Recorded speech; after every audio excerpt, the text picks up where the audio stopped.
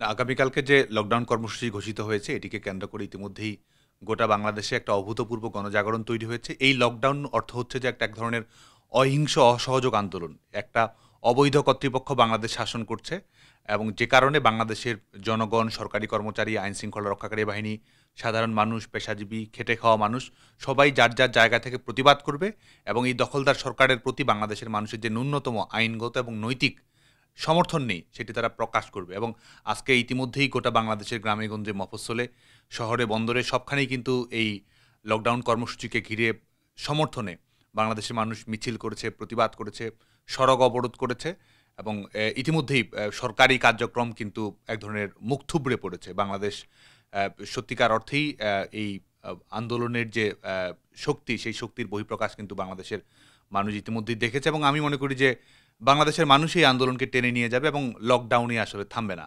এই লকডাউন আসলে শাটডাউনে চলে যাবে এবং গভর্নমেন্টের চ্যাপ্টার ক্লোজ না হওয়া পর্যন্ত বাংলাদেশের মানুষ আসলে এই আন্দোলন কন্টিনিউ করবে এবং আমরা বিশ্বাস করি যে এই অবৈধ ট্রাইব্যুনাল বাতিল এবং বাংলাদেশ একটা ইনক্লুসিভ ইলেকশন এবং সেটাও একটা নিউট্রাল গভর্নমেন্টের মাধ্যমে যারা সত্যিকার অর্থেই দক্ষ থাকবে, নিরপেক্ষ থাকবে এবং বাংলাদেশের যে বিদ্যমান আইন, নিয়ম, কানুন, সংবিধান রয়েছে সেটির আলোকে হবে।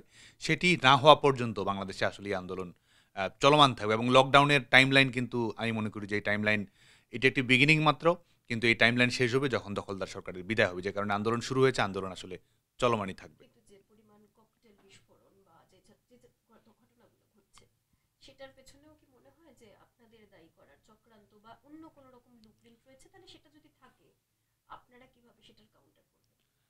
আমি মনে করি যে বাংলাদেশে যে নাশকতা, আগুন সন্ত্রাস এই ঘটনাগুলো ঘটছে এটির জন্য আসলে অবৈধ দখলদার সরকারের প্রধান উপদেষ্টা ডক্টর ইউনূসকে গ্রেপ্তার করা উচিত। কারণ জুলাই আগস্টের ঘটনাগুলোর সঙ্গেও তার সম্পৃক্ততা ছিল। সন্ত্রাসীদেরকে ব্যবহার করা, আ টার্গেট কিলিং এর ঘটনাগুলো ঘটানো, দলীয় সশস্ত্র ক্যাডারদেরকে ব্যবহার করা, মেটিকুলাস ডিজাইন তার ভাষায় যেটা তারা সেটা করেছে। এবং বর্তমান সময়েও তারা যে কর্মকাণ্ডগুলো ঘটাচ্ছে শুধুমাত্র নিজেদের ব্যর্থতা আড়াল করার জন্য এবং আওয়ামী লীগের উপরে এক ধরনের ব্লেম গেম পরিচালনা করার জন্য তারা এই কর্মকাণ্ডগুলো করছে এবং এটি এক ধরনের প্রমাণিত যে এক ধরনের ফলস ফ্ল্যাগ অপারেশন বাংলাদেশে আসলে চলছে। নিজেরা কর্মকাণ্ডগুলো ঘটাচ্ছে এবং তার দায়ভার আসলে আওয়ামী লীগের উপর চাপিয়ে দেওয়ার চেষ্টা করছে এবং এটি আসলে এই এটা আমরা আসলে এই সিনেমা আমরা আগেও দেখেছি।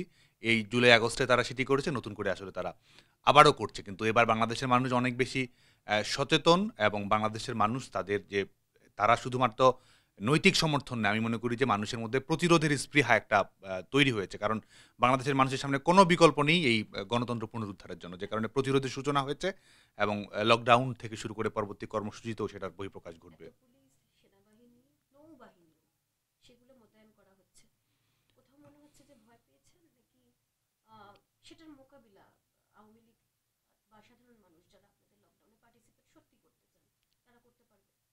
এটি প্রমাণ করে যে বাংলাদেশ সম্পূর্ণতই একটা পুলিশি রাষ্ট্রে পরিণত হয়েছে। সরকার যে এই সরকার যন্ত্রটা পুরোপুরি এই তাদের জবরদস্তি করে আইনশৃঙ্খলা রক্ষাকারী বাহিনী সব যে বাহিনীগুলোর উপর সম্পূর্ণ নির্ভর করছে এবং জনগণের সঙ্গে যে এটির কোনো সম্পৃক্ততা নেই।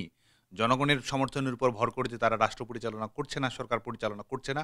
শুধুমাত্র দমন-পীড়ন যন্ত্র, শুধুমাত্র এক ধরনের ভয়ের রাজত্ব, এক ধরনের ত্রাসের পরিবেশ, এক ধরনের সন্ত্রস্ত পরিবেশের মাধ্যমে একটা টেরোরিস্ট রিপাবলিক হয়ে গেছে বাংলাদেশ এবং তারা যে সংখ্যাগুলোর কথা বলছে যেন রীতিমতো এক ধরনের যুদ্ধাবস্থা বাংলাদেশে বিরাজ করছে। বাংলাদেশে এক ধরনের অলিখিত জরুরি অবস্থা যেন বাংলাদেশে চলমান আছে। সে কারণে এটি তারা বলছে। কিন্তু আমি মনে করি যে মানুষের রাজনৈতিক প্রতিরোধের সামনে এই আইনশৃঙ্খলা রক্ষাকারী বাহিনীকে দমন-পীড়নের যন্ত্র মতো করে পরিচালনা করলেও জনগণের প্রতিরোধের সামনে আসলে সবকিছুই ধূলিসাৎ হয়ে যাবে। মানে 13 তারিখেই আপনাদের এই পরিকল্পনা সীমাবদ্ধ থাকছে না, নিশ্চিতভাবেই। কারণ এই আন্দোলনের টাইমলাইন জনগণের নির্ধারণ করবে। এই আন্দোলনের ফিনিশিং টাচ বাংলাদেশের জনগণ দিবে এবং এই আন্দোলনের একটাই মাত্র রেজাল্ট সেটা হচ্ছে যে এই গভর্নমেন্টকে বিদায় নিতে হবে।